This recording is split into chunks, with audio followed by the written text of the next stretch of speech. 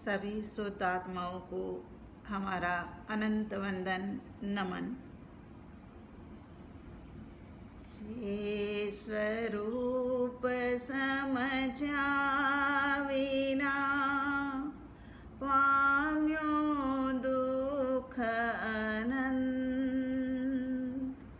समझाव्यो ते पद नमो श्री सद्गुरु भगवंत। देव गुरु की आज्ञा लेकर के परम कृपालु देव श्रीमद् राजचंद्र जी द्वारा रचित आत्म सिद्धि शास्त्र आधारित हमारा सत्संग चल रहा है। ये सत्संग के अंदर में हम शिष्य के दूसरे प्रश्न के ऊपर आए हैं। आत्मा है, आत्मा का अस्तित्व है, ये बात को शिष्य ने स्वीकार कर लिया है। कैसे स्वीकार किया है? तो अंतर करिए विचार, अंतर से सोच करके विचार करके फिर शिष्य ने ये बात का स्वीकार किया कि हाँ, ये तो अब हम मान सकते हैं कि आत्मा है। क्योंकि परम कृपालु देव ने भी अलग अलग तरीके से बहुत अच्छे से समझाया कि आत्मा है, और उसका स्वीकार भी शिष्य को हो गया। शिष्य कोई जटिल नहीं है, शिष्य आग्रह वाला नहीं है। शिष्य जो सत्य है उसको स्वीकारने के लिए तुरंत तैयार हो जाए, ऐसा है। अब दूसरी जो शंका है उनको वो प्रस्तुत की उन्होंने। कल के स्वाध्याय के अंदर में हमने ये जाना था कि बीजी शंका थाय त्या, दूसरी जो शंका होती है वहाँ क्या शंका होती है शिष्य को कि आत्मा नहीं अविनाश, आत्मा अविनाश नहीं है, आत्मा तो नाशवंत है, देह योग से उत्पन्न होता है और देह वियोग से उसका नाश हो जाता है। उसके बाद में शिष्य कहता है कि अथवा वस्तु क्षणिक है, सभी वस्तु एक क्षणिक है। एक एक चीज को ले लो, चाहे कैसी भी मजबूत चीज को ले लो, लेकिन फिर भी वो कभी ना कभी नष्ट होने वाली है।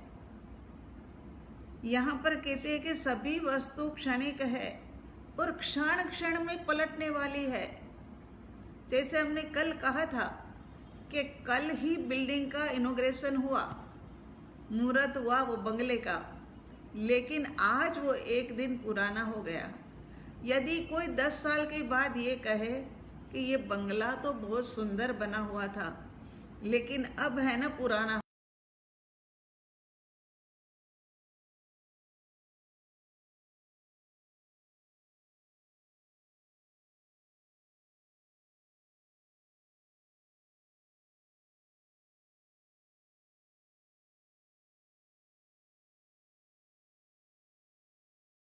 वस्तुएं समय के साथ साथ में पुरानी होती जाती है। इसी प्रकार से यहाँ पर आत्मा भी तो नित्य कैसे हो सकता है? आत्मा भी तो प्रतिपल बदलने वाला ही होना चाहिए, और ऐसा ही है। लेकिन सद्गुरु भगवंत परम कृपालु देव उनको बड़े अच्छे ढंग से वात्सल्य पूर्वक समझाते हैं।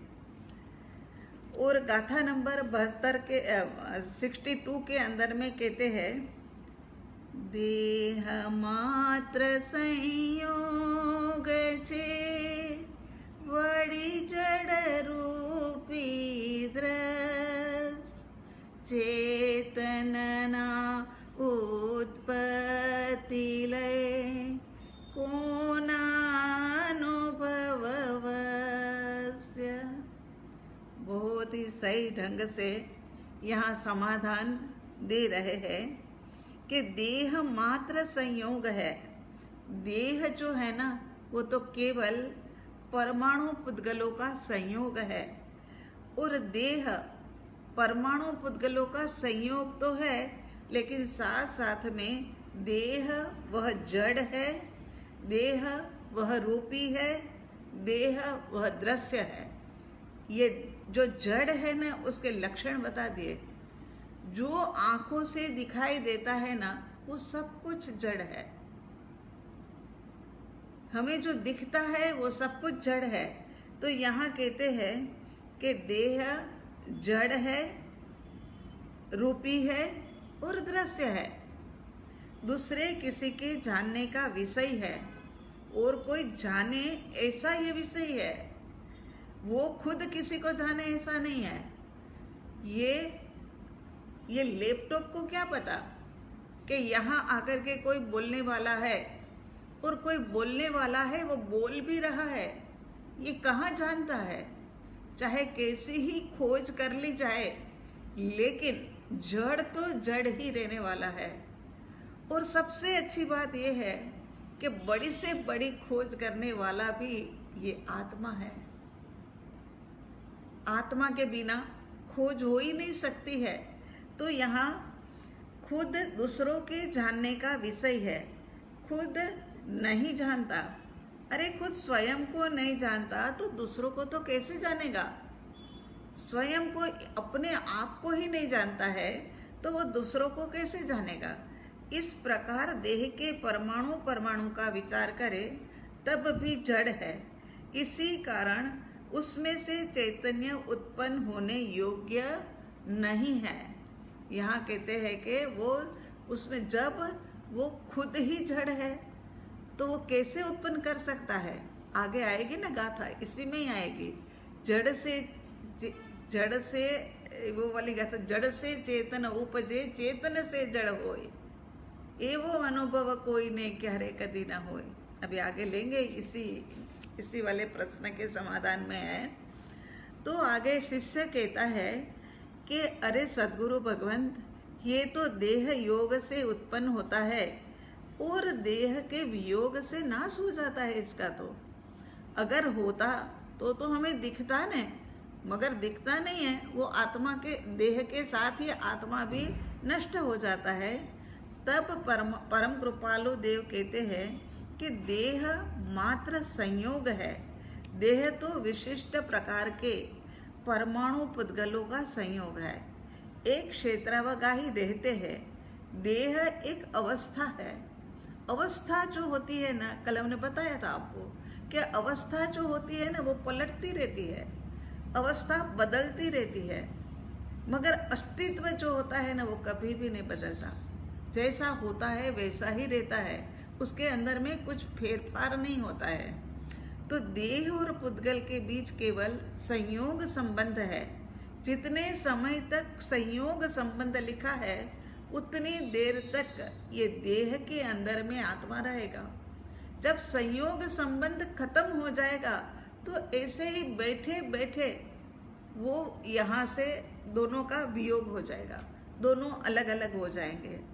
तो आत्मा के साथ संयोग संबंध से रहता है, अर्थात देह जड़ है, रूपी है और दृश्य है, मतलब देखने दिखाई देने वाला है।